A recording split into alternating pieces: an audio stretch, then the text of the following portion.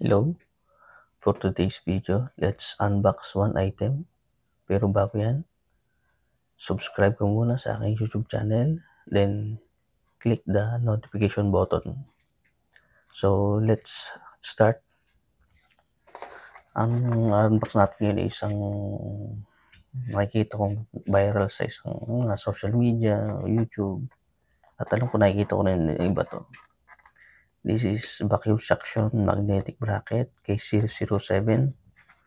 Or sometimes sinatawag nila itong K007 strong magnetic car phone holder foldable design 360 adjustable car mount holder. So let's unbox. Nabuksan ko na to, pero papakita ko sa inyo kung ano naman at nung kahon. Medyo damage na nga kasi ilang araw na sa akin.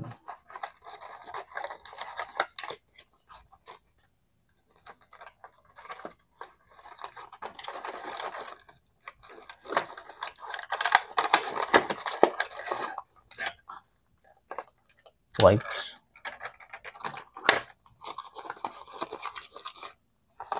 yung kanyang instruction manual, spacer,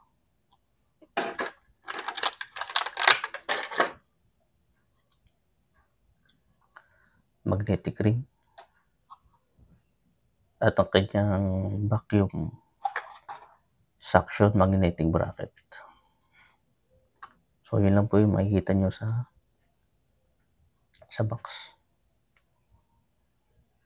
So let's get start to the review.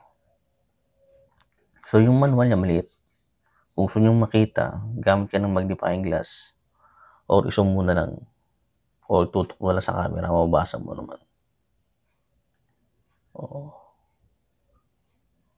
Medyo malo tayo. Yan. Tapos wipes. Hinahap to sa ano. Siguro kung instrument itong magnetic ring. Medyo manipis. Ito naman, spacer niya. Usually ginagamit ito sa mga hindi makikinis na lugar. Ito, tanggalin mo na lang siya. Usually parang hindi ko mo ito magagamit eh. Tanggalin mo na lang. Makinis naman to kasi makapit na siya. No, natanggal ko na kasi subukan ko na to. Kinabit ko lang uli. Tapos, kung saan gagamitin mo to, tanggalin mo to, ikapit mo. Dito lang siya. Ganun na siya. Lang. Pag gusto tanggalin, ayun lang.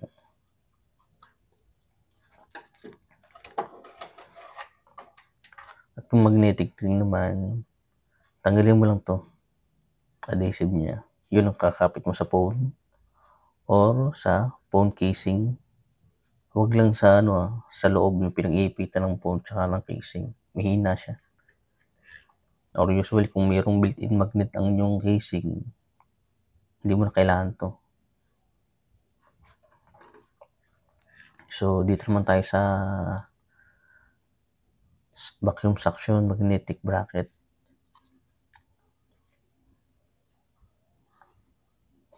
Pansin mo siya, to parang rubber na makinis. Aluminum yata to. Or yan.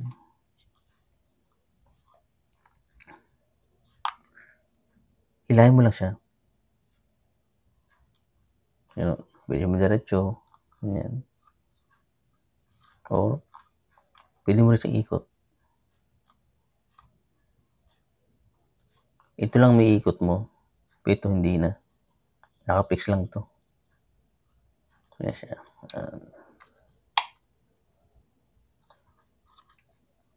At dito naman, may limit yung pag-ikot niya. Mapapansin mo, pag inikot mo to, bumababa to. Nakikita mo siya, medyo ano lang siya. Yan. Huwag mo siyang isasagad ng todo o kahit mahigpit na siya pipitin mo pa, baka madamage yung nasa loob. Yung hinge naman niya, medyo rubber, pag tinanggal mo yan, pakita ko sa inyo. Yun. Hindi siya threaded. Baka hindi ko lang kung ilang araw tatagal niya o ilang taon, buwan o taon. Pero depende na sa paggamit nyo.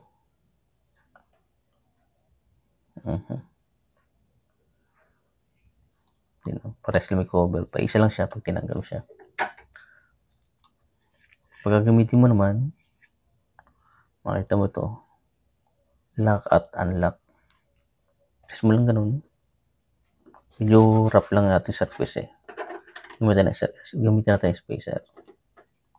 Yun. Dinan mo. Tapos pihitin mo siya. Ganun yun. Pag i-unlock mo naman, dito sign. Yan. Ganun lang. Yan. Baliktad natin para makita nyo. Lock. I-dinan nyo lang siya. Dinan nyo. Yun. Tapos i-unlock mo, bit mo lang siya.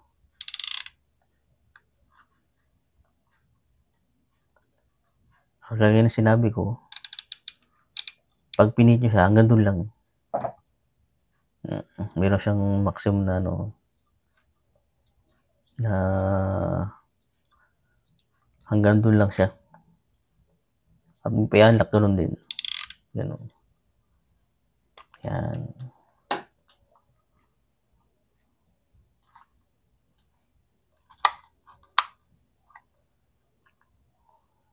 So, ano po ba? Nga pala, kung gagamitin nyo siya, siyempre sa smooth surface, makinis, doon nyo siya ilagay sa isang lugar na hindi mainit. Bawa sa rep. Baka mamaya may ilagay nyo sa malapit sa likuran.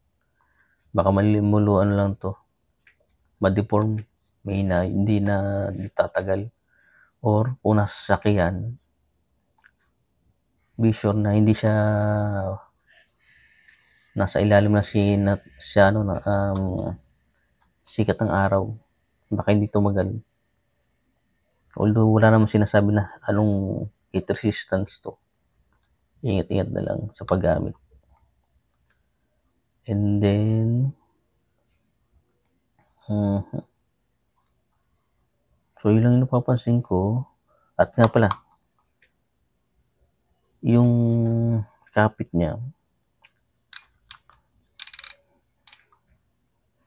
kaya i-maximize yung 5 kilos. Pero nasubukan ko hanggang 2 kilos kaya niya. Siguro wala namang may bigat na phone na 5 kilos o 2 kilos.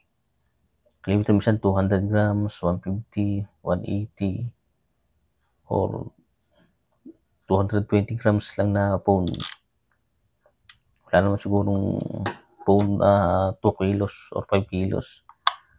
Okay na to, matibay. Kung ayaw yung gamitin sa phone holder nyo, sa banyo, pwede. Sabitan ng damit. Maliligo ka. Pwede to. Sabitan ng damit. Double purpose. Although dinesign to sa phone, pwede rin sa damit. Sabitan ng tuwalya. Tatanggalin nyo lang. Tamad lang po ng iba. So, that's it for now.